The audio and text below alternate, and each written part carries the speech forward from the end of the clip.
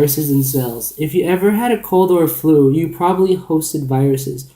A virus is an infectious agent made up of a core of nucleic acid and a protein coat. Viruses are not cells. Unlike plant and animal cells, a virus package does not have a nucleus, a membrane, or cellular organelles such as ribosomes, mitochondria, or chloroplasts. Although viruses are not cells, they do have organized structural parts. Compared to even the smallest cell, a virus is tiny. The virus that causes polio, for example, measures only 20 nanometers in diameter. 1 nanometer is 1 billionth of a meter. At that size, 3,000 polio viruses could line up across the period at the end of a sentence. All viruses have at least two parts, a protected protein coat and a core of nucleic acid. Wait, can you please repeat a protective what? A protective protein coat and a core of nucleic acid. The protein coat around the core of a nucleic acid is called a capsid. Depending on the virus... Can you try that word again, please? A what? A capsid. Okay. Capsid. Depending on the virus, the capsid may consist of one or several kinds of protein. The capsid protects the viral nucleic acid core from its environment. In cells, DNA is a hereditary material. Some viruses also contain DNA, while other viruses only contain RNA. In viruses containing RNA, the RNA functions as the hereditary material. Compared to a cell, a virus has a relatively simple existence. Viruses do not eat, respire, or respond to environmental changes as cells do.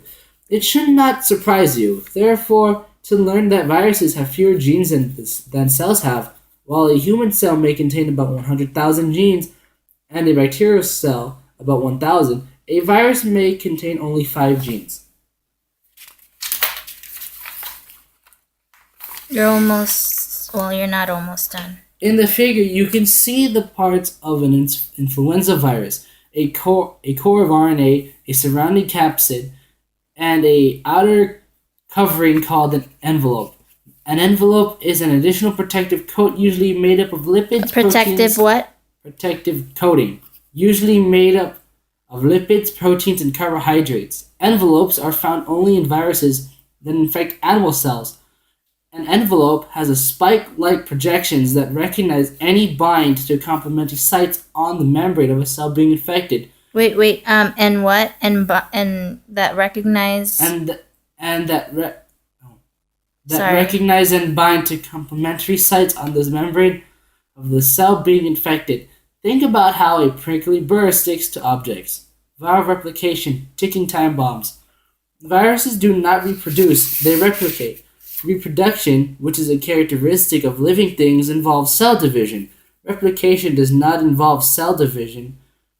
Viruses cannot replicate on their own. In order to replicate, viruses require a host. A host is an organism that shelters and nourishes something. Living cells host viruses. These host cells provide all the materials that viruses need to copy themselves. When it enters a host cell, a virus may immediately begin to replicate, or it may remain relatively inactive. The viral replication process... How do you say that word before inactive? Before inactive? Relatively? Mm-hmm. Remain relatively inactive. The viral replication process that rapidly kills a host cell is called the lytic cycle. You can follow the lytic cycle in the figure below. The lytic cycle begins when a virus invades a host cell and begins to replicate immediately, producing many new viruses. Eventually, the host cell lyses or breaks apart, releasing the newly made viruses. The new viruses may then enter other cells and repeat the cycle. As a child, you may have had chickenpox, which is caused by a virus. While you were ill, most of the viruses were in the lytic cycle. Because your cells were being destroyed by the chickenpox virus, you showed symptoms of the disease. Sometimes the virus does not start the lytic cycle immediately. Instead, the virus enters a lysogenic cycle. The lysogenic cycle is a type of replication in which a virus does not immediately kill a host cell.